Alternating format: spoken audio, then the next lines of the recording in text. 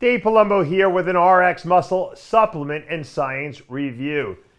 Guys, it's contest season and a lot of people are trying to get lean, and I get asked a ton of questions on what the best fat burner is, and most people who watch my programming on a regular basis know that I believe the CLENBUTEROL is probably the best pure fat burner that's available. It's better than growth hormone.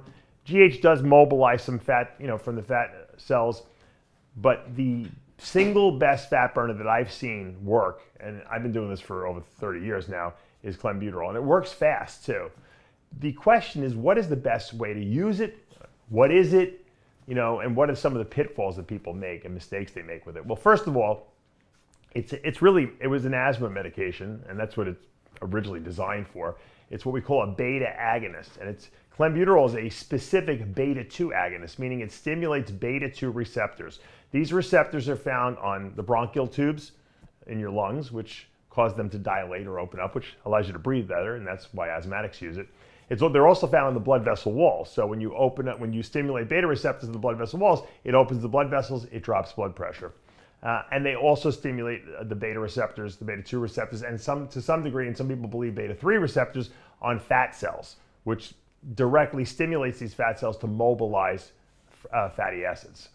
And once again, when you first take a beta agonist, and let's just go over what beta blockers do, because a lot of people have heard that term. Beta blockers like atenolol and some of the medications that people get for heart problems that slows their heart down, those block beta receptors. Now, usually these beta blockers block all beta receptors, the ones on the heart, which are called beta-1 receptors, and beta-2 receptors. So a lot of times you'll notice when you take them, you can't exercise at a very high level because it will keep your heart rate from elevating too high. So if you're on a beta blocker for any kind of reason for heart problems or any kind of other anxiety, you don't want to take CLENBUTEROL with it because they work opposite each other. So they kind of negate each other. And so you don't want to do that. The old original beta agonist that people use for fat burning, and today some people still use it, is called ephedra. The problem with ephedra was it is a generalized beta agonist, meaning that it stimulates beta-2 and beta-1 receptors. So you do get some fat burning from it, but you get a lot of rapid heart rate from that. So a lot of people get palpitations, they get anxiety from it because it's not a beta-2 agonist specifically, it stimulates all the beta receptors. So I don't think it's a very good fat burner. It burns some fat, but it's not as good as CLENBUTEROL. And because it's a generalized beta agonist, you do get your heart being affected. Now, some people complain that when they take CLENBUTEROL, they feel their heart, beating a little rapidly. There's two reasons for this. Number one, when you first take CLENBUTEROL, it does excite your central nervous system a little bit. And some people get a shake. Some people get a little bit of almost like a little anxiety feeling from it. Most people don't. Some people get a headache from it because it does open up the blood vessels in your brain, and that can cause a little bit of, sometimes people get headaches from that or migraines. The initial effects of CLENBUTEROL usually go away after about 2 weeks. So after 2 weeks, you're not really getting many side effects. Now, another side effect from CLENBUTEROL sometimes is you get muscle cramps because it makes the muscles contract really, really hard. You can negate that by taking some diet tonic water that contains quinine. Quinine inhibits cramping. It's not a cramp from an electrolyte depletion. So taking in more salt or potassium is not going to fix that problem. Or taurine, I don't know why people take taurine, but that doesn't really help. But quinine can help the CLENBUTEROL cramps. A lot of times if you yawn, you'll feel like a little cramping in the muscles here in your neck. Aside from that, it's pretty side effect free. But what happens with some people is, let's say most people start off with 20 micrograms twice a day. And what a lot of people do is they start getting lazy and they double their doses up. So they might take 40 micrograms at a time or 60 micrograms at a time. And what happens is when you're stimulating beta receptors, I told you they can open up the blood vessel walls and drop blood pressure. If you take too much at once, you can drop your blood pressure so much that now it's too low. So when pressure's too low, your heart has to beat faster to compensate the raised blood pressure. And that's why people can feel the rapid heart rate a lot of times with taking too much CLENBUTEROL in one dose. So one of the things that you always want to make sure is you spread your doses out. So you never take more than 20, 25 micrograms per dosing, and you spread them out by every 2 to 3 hours at least. 3 to 4 hours is even better. Usually what I tell people is you start with 20 twice a day, 20 micrograms twice a day, and make sure you're reading it right, because some of the CLENBUTEROL pills come as 40 micrograms, and sometimes they come even higher, but you got to read the dosage. You might have to crack them in half. You take 20, you wait 3 hours to 4 hours, you take another 20. I wouldn't use it like morning, night. There's no reason to do that. You just use it throughout the day.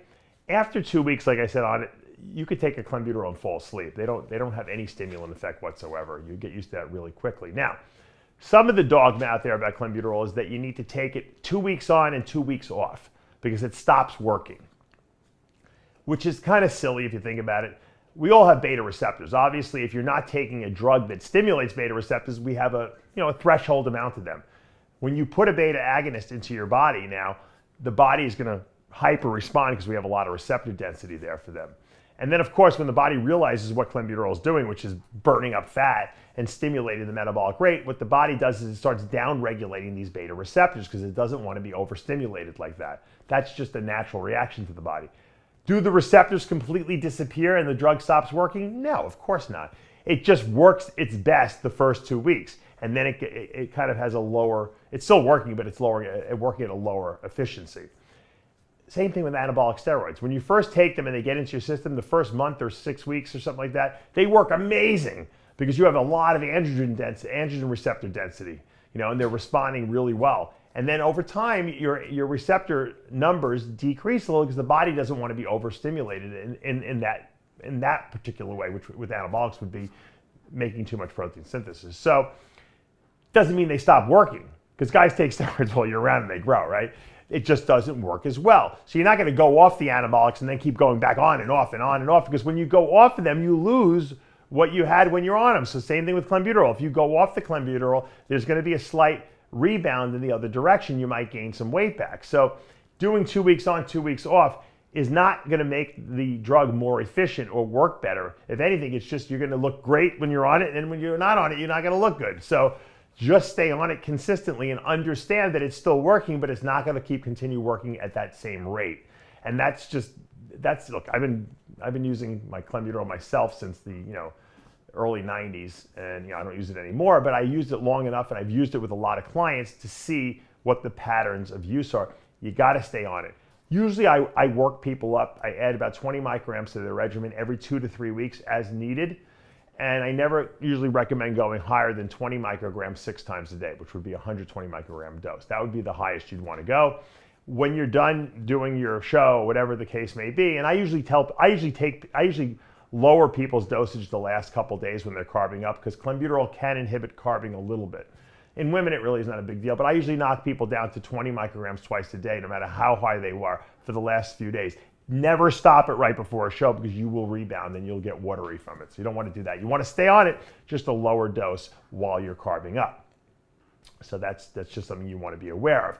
Now, when you stop clenbuterol, you're ready to go off of it, what I usually have people do is drop down to the 20 micrograms twice a day for a week and then do a week at 20 micrograms per day and then stop it. And you shouldn't have a problem. You should be fine. And the only reason you would gain a ton of weight back would be if you're eating like a slob and you're not working out, which is what a lot of people do right after a show. They just don't go to the gym, they don't eat right, and then they don't exercise. So of course they get heavy. The people who stay regimented, they look great for weeks and weeks and weeks after the show. So that's just a personal thing. Now, once again, I like using clenbuterol, especially in women, because it's not an anabolic steroid, so it has no androgenic effects, meaning it's not going to masculinize a woman. So it's a really good tool to burn fat with very little side effects, assuming, like I said, you don't have any heart issues or you're not on any beta blockers, et cetera, et cetera. So, there's always exceptions. You got to kind of understand what your health situation is like. Also understand that it does drop blood pressure, so you should check your blood pressure every day to make sure it's not getting too low, especially if you're on blood pressure medications,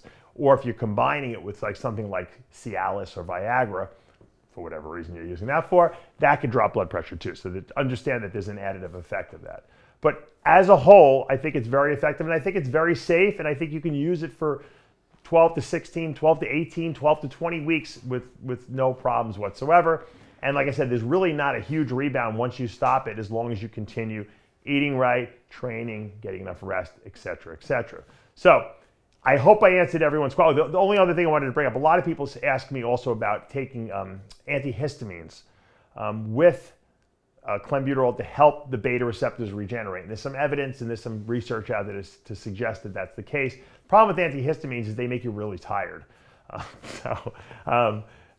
Ketotifen was a big one that they were recommending, years ago.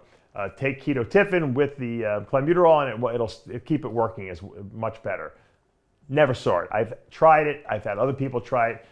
It doesn't seem to work any better. And you know what? You get really tired from that. And who needs another freaking thing? And for what people don't realize is antihistamines can actually inhibit growth hormone release from your pituitary. So I don't recommend taking any antihistamines with the clenbuterol. It works just fine on its own.